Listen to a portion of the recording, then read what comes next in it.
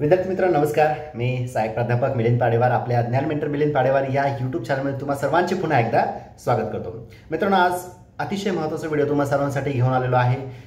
समाजातील विविध प्रवर्गातील जे विद्यार्थी UPSC, MPSC, staff selection, MPSC engineering आणि बँक, रेल्वे, LIC भरती किंवा अदर ज्या कॉम्पिटिटिव्ह एक्झाम आहेत, ज्या एक्झामचा विद्यार्थी तयारी करत आहेत, परंतु आर्थिक परिस्थितीमुळे समाजातील जे महत्त्वाचे क्लासेस आहे किंवा मोठे मोठे क्लासेस आहेत, हे क्लासेस लावणं ज्या विद्यार्थ्यांना शक्य होत नाही, तर अशा विद्यार्थ्यांसाठी सुवर्ण संधी महाराष्ट्र शासन घेऊन आलेलं आहे.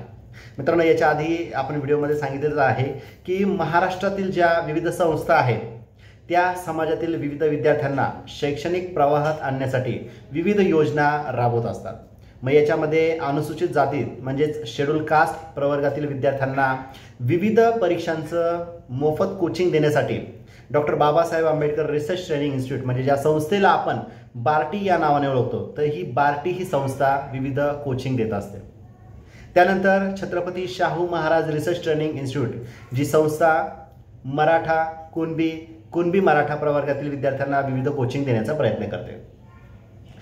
जे विद्यार्थी OBC प्रवर्गातून आहेत किंवा NT, D, NT, C या प्रवर्गातील आहे, भटक्या जमातीतील आहेत, तर अशा विद्यार्थ्यांना कोचिंग देण्याचं काम महाज्योती ही संस्था काम करते. त्याच पद्धतीने आदिवासी प्रवर्गातील विद्यार्थ्यांना विविध योजना, ज्या शैक्षणिक योजना आहे त्या देण्याचं काम TRTI म्हणजेच आदिवासी रिसर्च ट्रेनिंग इन्स्टिट्यूट ही संस्था करत असते. आता नव्यानेच महाराष्ट्र शासनाने एक संस्था लॉन्च केली जिचं नाव आहे अमृत. ह्या प्रवर्गांव्यतिरिक्त ज्या विद्यार्थ्यांना कुठल्याही योजनांचा फायदा मिळत नाही, तर अशा विद्यार्थ्यांसाठी अमृत नावाची संस्था ही कार्यरत केलेली आहे. तर मित्रांनो, याच्या आधी ह्या सगळ्या संस्था म्हणजे बार्टी, सारथी, महाज्योती, TRTI आणि अमृत ह्या सगळ्या संस्था वेगवेगळ्या योजना ह्या राबवत असते. मग याच्यामध्ये असं व्हायचं की समजा बार्टीने एखादी योजना रन केली तर तीच योजना दुसरी संस्था रन करत नव्हती किंवा त्यांच्या जे कोऑर्डिनेशन आहे ते कुठेतरी मागे पुढे व्हायचं. मग अभ्यास करणारे जे विद्यार्थी आहेत त्या विद्यार्थ्यांना प्रश्न पडायचा की समजा SC कॅटेगरीतील विद्यार्थ्यांना बँकिंगचं ट्रेनिंग बार्टीने सुरू केलेलं आहे, पण मी तर समजा सारथी चे या प्रवर्गातून या ठिकाणी कोचिंग घेणार आहे किंवा आमच्यासाठी सारथी ही संस्था कार्यरत आहे, आमच्यासाठी महाज्योती कार्यरत आहे, पण यांच्या वेबसाईटला तर ही योजना नाही आहे. मग या ठिकाणी कुठेतरी कोऑर्डिनेशनचा अभाव दिसत होता. मग महाराष्ट्र शासनाने याच्यामध्ये एक तोडगा काढलेला आहे. एकच CET त्यांनी कॉमन ठेवलेली आहे आणि सर्व प्रवर्गातील जे विद्यार्थी आहे ह्या कॉमन CET मधून बाहेर जातील आणि मग त्यांचं सिलेक्शन होणार आहे. आणि एकच जी योजना आहे त्या योजनेचा लाभ जो आहे त्या सर्व प्रवर्गातील विद्यार्थ्यांना मिळाला पाहिजे. तर मित्रांनो, आजच्या व्हिडिओमध्ये आपण हेच जाणून घेणार आहोत. तर महाराष्ट्र शासनाने UPSC सिव्हिल सर्व्हिसेस प्रिलियम एक्झामसाठी, त्यानंतर MPSC स्टेट सर्व्हिसेससाठी गॅजेटेड प्रिलियम एक्झामसाठी, त्यानंतर स्टाफ सिलेक्शन कमिशन आहे MPSC इंजिनिअरिंगसाठी आणि बँक, रेल्वे, LIC, नाबार्ड आणि अदर ज्या कॉम्पिटिटिव्ह एक्झाम आहे तर ह्या सर्व परीक्षांच्या तयारीसाठी महाराष्ट्र शासनाने कॉमन CETचं आयोजन केलेलं आहे. आता ह्या व्हिडिओमध्ये आपण सविस्तर अशी माहिती घेणार आहोत, ज्यामधून तुम्हाला फॉर्म कसा भरायचा आहे किंवा काय काय गाईडलाईन्स त्यांनी प्रोव्हाइड केलेले आहेत, तर ह्या गाईडलाईन्स थ्रू तुम्हाला जायचं आहे आणि या कोचिंगसाठी तुम्हाला एलिजिबल व्हायचं आहे. तर मित्रांनो, या व्हिडिओमध्ये तुम्ही टिकून राहा आणि शेवटपर्यंत सर्व इन्फॉर्मेशन जी आहे ती बघत राहा. आता बघा, अर्ज करत असताना एका वेळेस तुम्हाला एकाच योजनेसाठी अर्ज करायचा आहे. अर्ज करत असताना तुमचा मोबाईल नंबर असेल, ईमेल ID असेल, आधार नंबर असेल, हे तुम्हाला अचूकपणे त्या ठिकाणी मेन्शन करायचं आहे. आता त्या ठिकाणी रजिस्ट्रेशन केल्यानंतर जो तुम्हाला ID पासवर्ड तुमच्या ईमेलवर मिळणार आहे, आता एका योजनेला तुम्हाला एकदाच अप्लाय करता येणार आहे. जर दुसऱ्या योजनेसाठी तुम्हाला अप्लाय करायचं असेल तर तुम्हाला तोच युजर ID पासवर्ड पुन्हा वापरायचा आहे आणि न्यू ॲप्लिकेशन किंवा या ठिकाणी तुम्हाला क्लिक करायचं आहे. ऑनलाईन अर्ज करत असताना काही महत्त्वाचे जे डॉक्युमेंट्स आहेत ते तुमच्याकडे असणं अतिशय आवश्यक आहे. मग याच्यामध्ये डोमिसाईल सर्टिफिकेट आहे, कास्ट सर्टिफिकेट आहे आणि कास्ट व्हॅलिडिटी सर्टिफिकेट असणार आहे.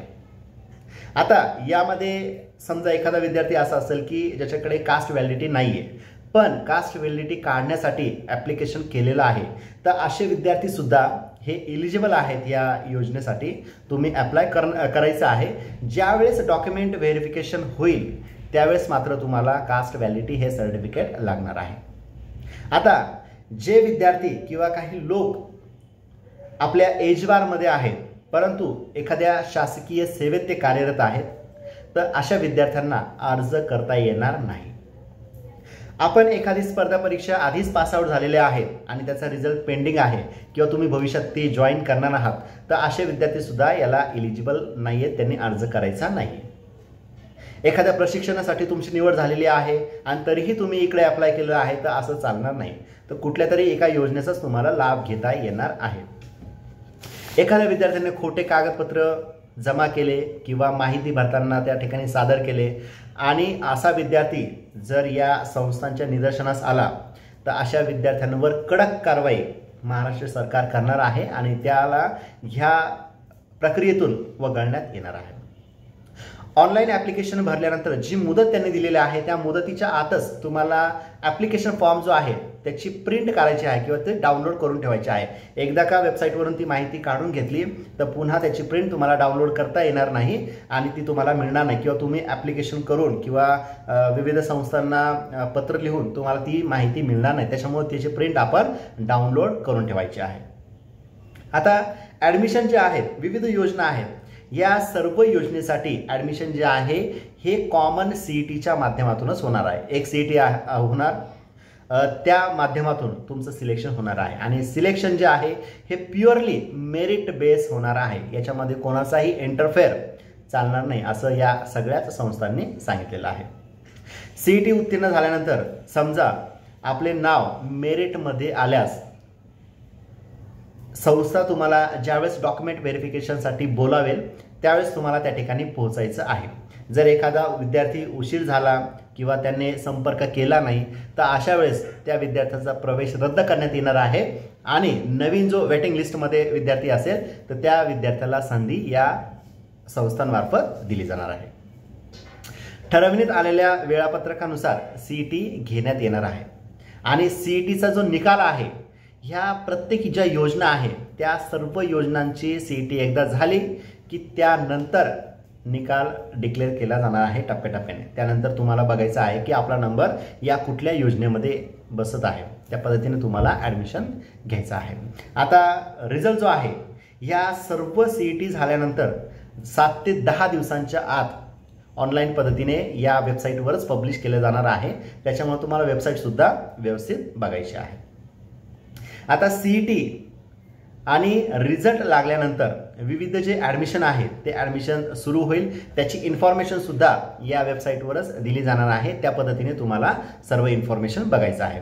त्याच्यानंतर ॲप्लिकेशन असतील, CET असेल, त्याचं टाईम टेबल असेल, ॲडमिट कार्ड असेल, सर्व जी इन्फॉर्मेशन आहे त्याविषयी ही सर्व इन्फॉर्मेशन या वेबसाईटवरच पब्लिश केली जाणार आहे. त्याच्यामुळे विद्यार्थ्यांनी ती माहिती स्वतः बघायची आहे आणि त्या पद्धतीने त्याचं आकलन करून त्या पद्धतीने सगळ्या ज्या सूचना आहेत त्यांचं पालन करायचं आहे. कोणीही विविध संस्थांना फोन करायचे नाही किंवा संपर्क करण्याचा प्रयत्न करायचा नाही. ती त्यांच्या पद्धतीने सर्व जी इन्फॉर्मेशन आहे ती वेबसाईटला अपडेट करणार आहे.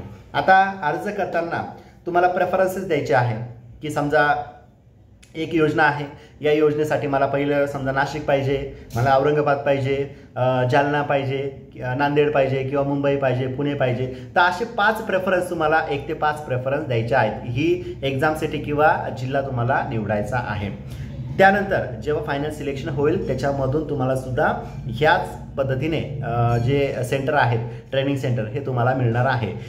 त्यामुळे व्यवस्थित माहिती तुम्हाला भरायची आहे, व्यवस्थित ते सेंटर आहे ते निवडायचे आहे. ते फ्युचरमध्ये चेंज करून मिळणार नाही. ओके.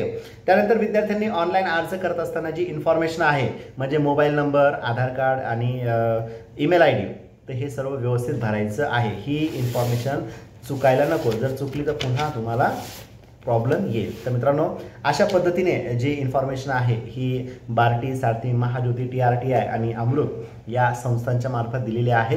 तर या सर्व योजनेसाठी शेड्यूल कास्टमधले, शेड्यूल ट्राईबमधले, त्यानंतर OBC, NTD, NTC, त्यानंतर अदर जे विद्यार्थी आहेत की ज्यांना कुठल्याच संस्थांच्या मार्फत फायदा मिळत नाही, तर असे विद्यार्थीसुद्धा अप्लाय करू शकणार आहेत. मित्रांनो, अजून ज्या बाकीच्या डिटेल्स आहेत म्हणजे एज फॅक्टर असेल, त्याच्यानंतर स्टायपेंड असेल, हॉस्टेल फॅसिलिटी असेल, CET कशी होणार आहे, किती मार्कांची होणार आहे, तर ही जी सर्व इन्फॉर्मेशन आहे ती या संस्था हळूहळू तुम्हाला तुमच्यासमोर देणार आहे.